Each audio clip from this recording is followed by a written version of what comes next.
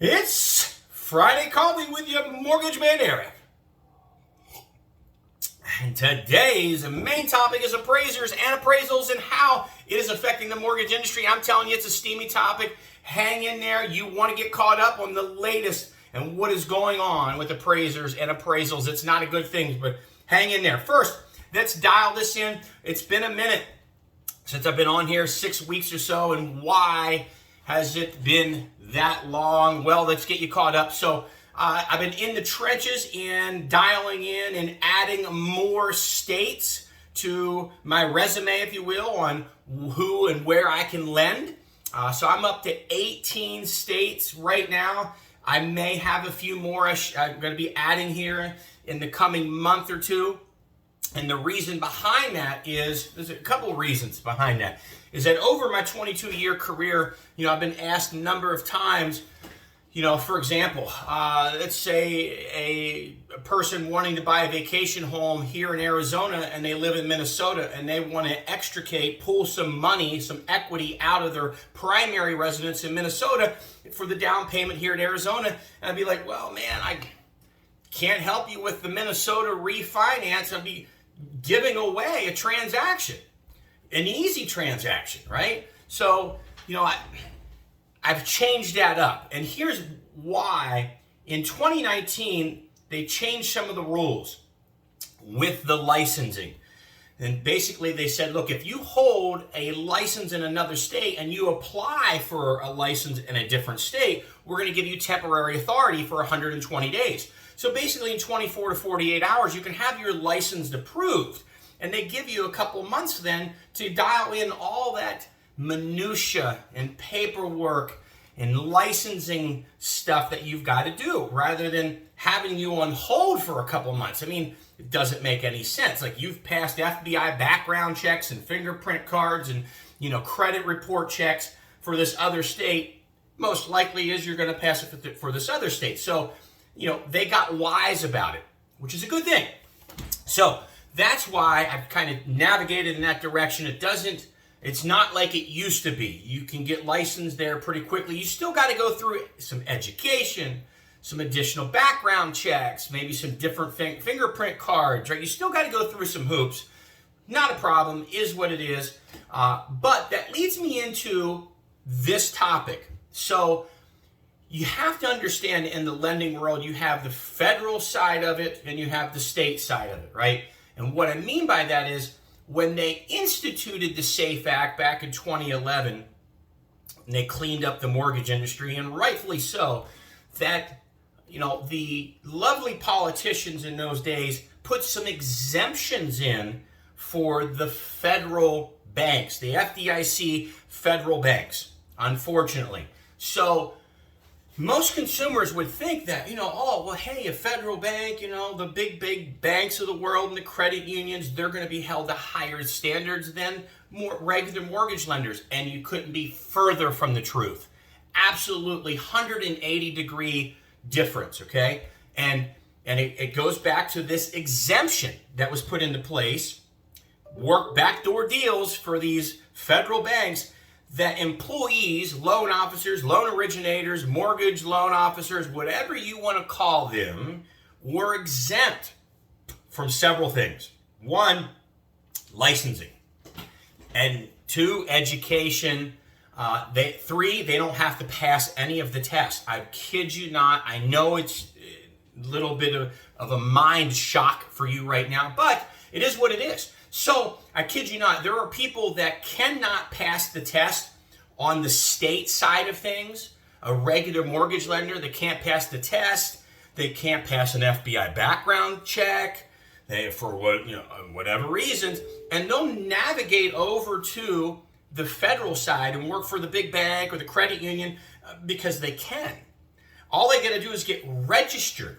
That's it, registered in the database. They're not held to the same standards. They don't have to take CE. They don't have to take PE. They don't have to take these classes. They don't have to pass the background. They don't have to pass the state test. They don't have to pass the federal test. And let me tell you, the state test, and especially the federal test, it's not easy. I know a number of people that are successful in other avenues in life and they try to navigate over into this industry and they can't pass the test. They take the classroom assignments, they do all the education, and then it comes down to the test and they can't pass it. And they take it 2, 3, and 4 times and they still can't pass it. I kid you not. It's not an easy test. So, maybe we gravitate over into the federal side of thing and work for a big bank or a credit union, right? And now some of these big banks and credit unions will have DBAs, mortgage companies that work underneath them. You see how there's kind of circumventing the law, circumventing the rule, some loopholes in there. So the reason I bring that up is be careful on who you do business with. I mean, do you want to have a loan originator in your corner that has the capacity to circumvent the rules that were put in place to clean up the industry, that were put in place to educate loan originators, license them, FBI background check, mandatory test, mandatory CE? Do you want to employ a loan originator that got around all of those issues? So be careful. So 18 states I'm now licensed for, and quite the task it has been. That's why I've been absent. There we go, right? Why I've been out for a while. That's why I've been absent for, 6 weeks or so. It's a lot of work, up to 18 states now. Let me know if you're interested in knowing what those states are, and if you need a loan in a different state other than Arizona, check with me, see if I'm licensed. If I'm not, likely I can get licensed in the next 48 hours underneath the temp authority. And that's it for that topic. Let's dive into the steamy topic, like I said. Appraisals and appraisers. Now, there has been quite the shift. I mean, I think everybody understands that there's been quite a shift with real estate since spring, March, April, right? It kind of took off like a rocket as far as demand and undersupply, over demand, undersupply. There's no housing, right? And it went gangbusters. It went berserk. And people's home values increased 100,000 or more in a matter of 6 months. Unheard of, unprecedented, unlike anything that we've ever seen before. And we're not expecting a crash. That's a different topic. So I'm not going to bore us with that topic right now today. I think I talked about that a couple episodes back. But so in the midst of all of this, we have a shortage of appraisers. Why? Because there are more appraisers leaving the industry than are coming in, right? The mandatory 2-year apprenticeship. I mean, who wants to work for 2 years for all but for free before they're allowed to go out on their own? I think the average age of an appraiser is like 56 years old. If that tells you anything, there's no young blood coming in. So what has that done, right? An over demand, under supply, right? Echo 101, man. This is capitalism 101. It is what it is. What does that do? It drives the cost of the appraisal north, right? So when people say, they're going to charge me $800 for an appraisal. Yeah, it could very well be. And it comes down to this. If you're still in the footprint of the metropolitan area and your property's underneath $500,000-$600,000, you're still pretty good, right? That's fine. You're still paying $500, $525, somewhere in that neighborhood for an appraisal. Now, you get anywhere outside of that, you start going north towards $1 million and or getting outside the footprint of Phoenix metropolitan area. And this is probably the same with any other huge metropolitan areas in the country. Metropolitan area, you're probably fine. Outside the metropolitan area, that's where it gets wonky, and it gets wonky quick. So we have 3 different appraisal management companies that we work with. What's an appraisal management company? AMC for short. That was instituted back in 09,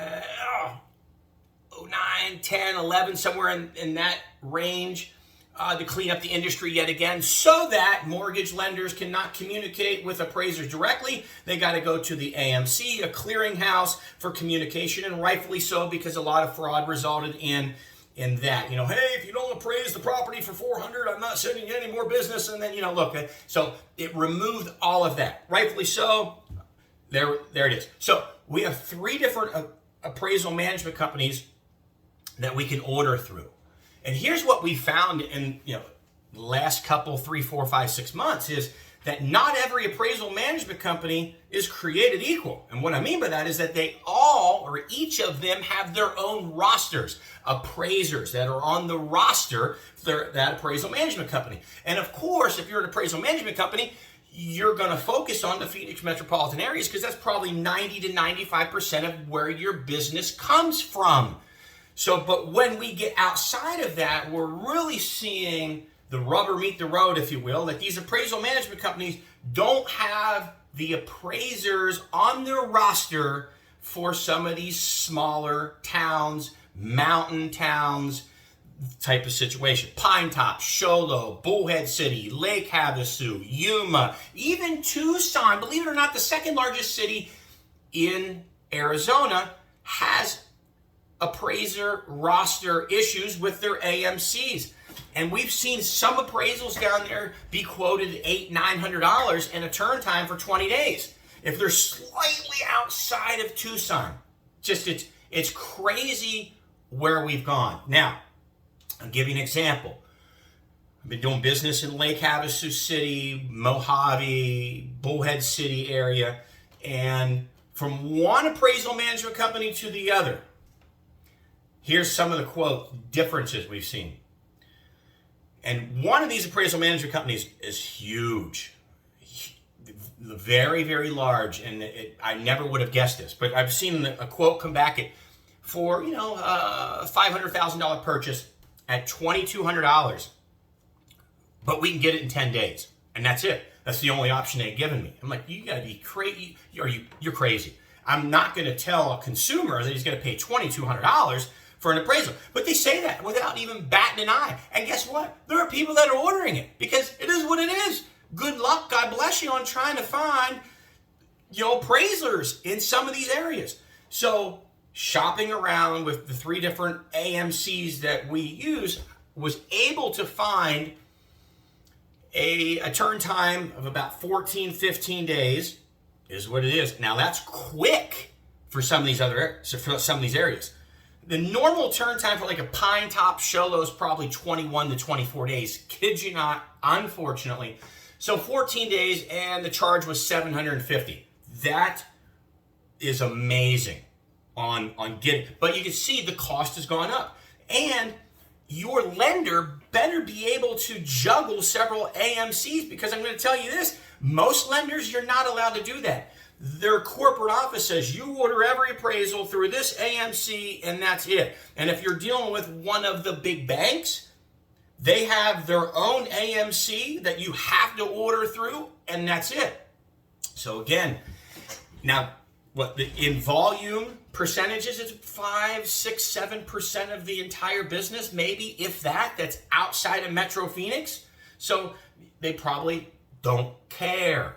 But sharing that information with you is very important to understand that if you get a wonky turn time quoted to you, or a wonky price, welcome to the industry. Welcome to where we are with appraisers and appraisals. Is what it is. Anyhow, I can't believe the video is this long. Anyhow, it's been a while since I've been on here. With that said, it's Friday Coffee with your mortgage man, Eric. And my apologies. See you.